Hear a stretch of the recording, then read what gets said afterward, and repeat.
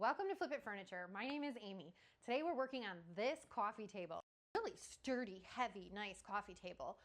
My sister-in-law has 4 kids, so they used it as like a crafting table for the little ones.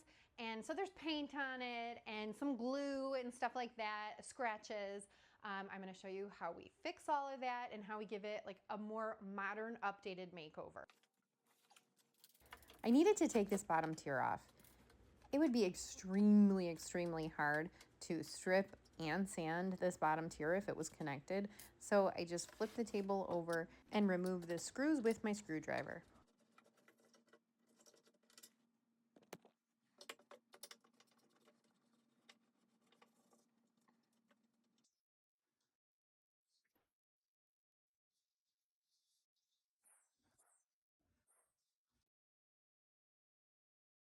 I was gonna sand this thing right now. I would take an 80 grit and it would take me like an hour just to get the top sanded off. And that's gonna be this like really rough finish left on it. It's gonna have pigtail swirls, you know, swirly whirlies from my Orbital Sander. And so then we're gonna go in with 100 grit and we're gonna do another sanding on the whole entire area.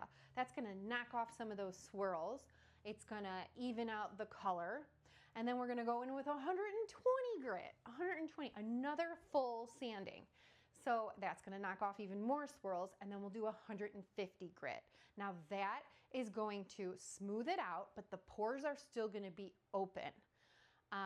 We're probably not at that point, not gonna have any more swirls because we've knocked it off as we go up, up, up in each grit. Now, this process is gonna take me all darn day, okay? I don't wanna take all darn day. I could skip most of those grits, the 80, the 100, and the 120 probably, if I just do one coat of furniture stripper on the top. So that's kind of why, if you see my recent videos, that's why I do strip and sand, because 1 or 2 coats of Citristrip just left on there and then scrape it off will do probably like 2 hours of sanding, and I prefer that method. So let me go back, I'm sorry. So we're at 150 grit.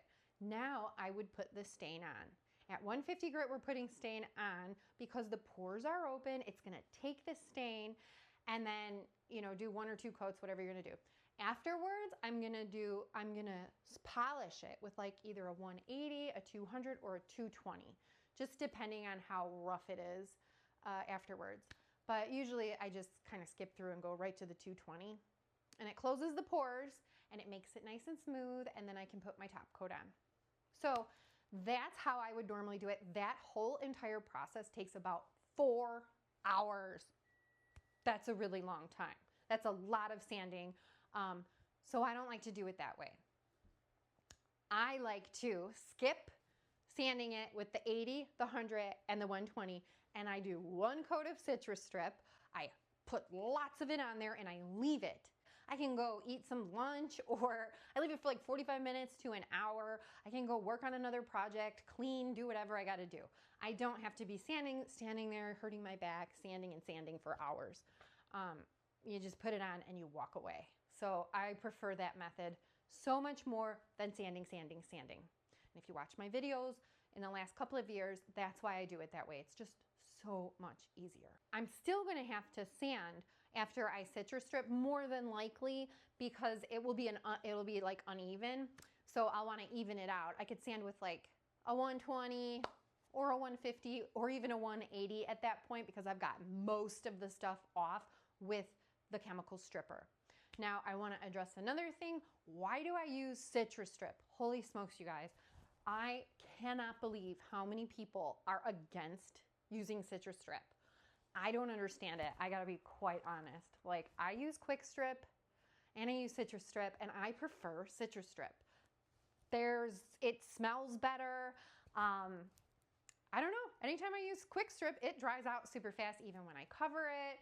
It's still messy to me, just as messy as Citristrip. So I guess it's just what you prefer. And honestly, I think that a lot of people who use Citristrip have only used it a couple times, and believe me, so I kind of get that.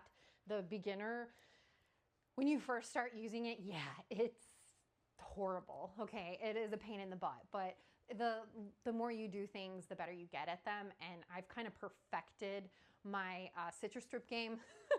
So I know how to just kind of do it without making a mess. You know, it's just time. So if you're having a lot of trouble with it, you kind of got to go through that process of troubleshooting on your own. And,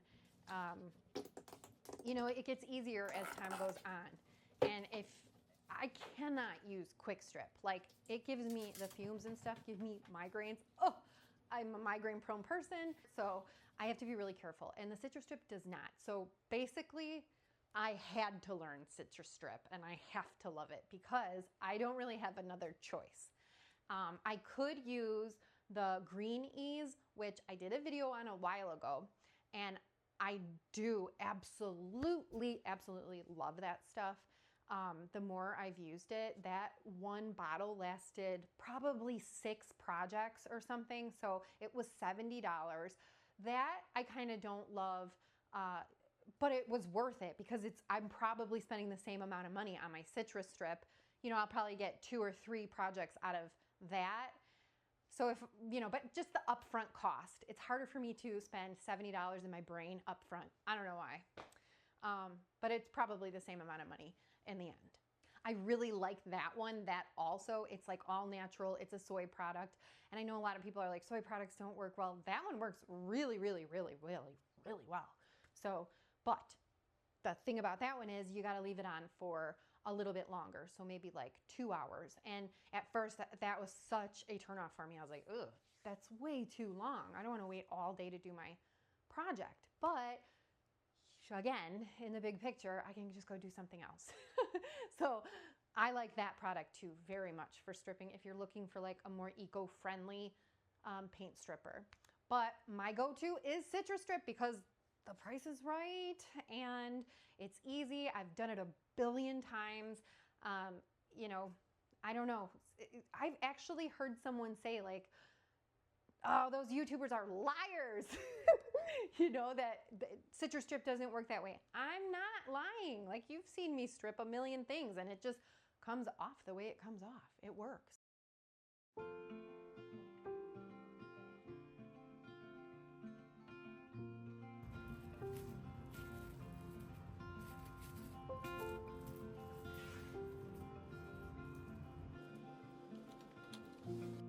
Now I just have to take my time and get it off and do this. This, I'm telling you, I would have had to go in with an 80 grit for this. You know what I did instead? I made a sandwich and I watched Gilmore Girls while I waited. So, not so bad.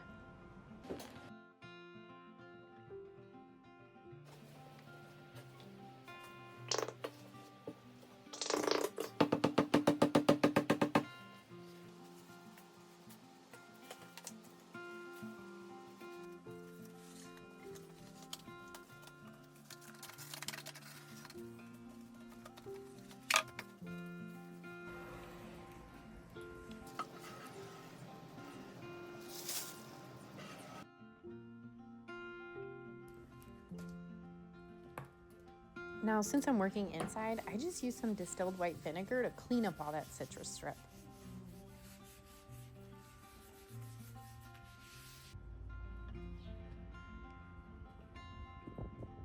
At this point, I could use a 150 grit, but I don't have it, so I'm using the 120.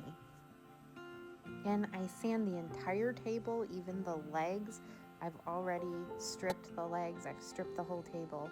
And I sand them until everything looks even. And then all those little spots that I can't get in with my Orbital Sander or my mouse sander, I just use a little bit of sanding paper, and it doesn't take much work.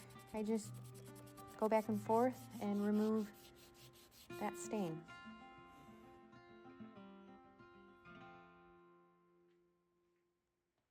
Now for the fun stuff. So I've used this paint before to make a paint wash or a paint stain. It's Country Chic's clay-based paint in the color Cheesecake. I use that, I mix it with water to make my wash, and I use my favorite brush. Now, Here's the thing. I've used this before on a table, and when I closed it, I didn't properly close it. So it's a little bit on the harder side, but that's fine because all you got to do is add water. So I just slowly add a little bit more water and a little bit more water until it's like a milky consistency. But I do it a little bit at a time because I need to bring that paint back to life since I didn't properly close it. Usually you can just add a little bit of water, like a 50-50 mix from your water and your paint, and you'll have like the perfect consistency. But I had to add a lot more because I needed to bring that paint back to life. Now, I could have used a gel stain or a regular stain for this, but I don't know what it is about this cheesecake color. It's my favorite. I wanted this to be light and natural. I wanted you to be able to see that beautiful wood through, and I just didn't want it to be dark. It's spring, and I have this funny feeling that like the shabby chic and the whites and the pastels and the flowers, I feel like they're all coming back. Like I don't know if it's just my Pinterest or my my algorithms on my social medias, but I am seeing a ton of light stuff again. So I'm kind of very excited about that. And since it's spring, that's kind of what inspired this. And there's just no paints or, there's just no stains or gel stains that can give me this color. This cheesecake has a tint of yellow in it, so it's not like a full white or a cool white. It's kind of on the warmer side. And it never looks good while it's like being applied, but it's like one of those trust the process things. You just have to wait. Once you add the sealer, it turns out it's so nice. It like this sealer brings out the natural wood. Like even right now, you can't really see the wood. But once I seal it with this gator hide, which is a high traffic area water-based sealer that's also water resistant, that's perfect on a tabletop because, you know, it does. It's a high traffic area. Once I use this, look at how you can see that wood grain in the bottom. It just gives it this like warmth. I don't know. Even if you use a satin clear coat with this paint, it does the same exact thing. And it just looks so natural and beautiful. Remember what we started with? Here it is, all done. I added 2 coats of my wash and 2 coats of my gator hide. And it's so beautiful. If you all enjoyed this video, I would love it if you hit that like button and subscribe, and I will see you next time with another furniture makeover. Bye.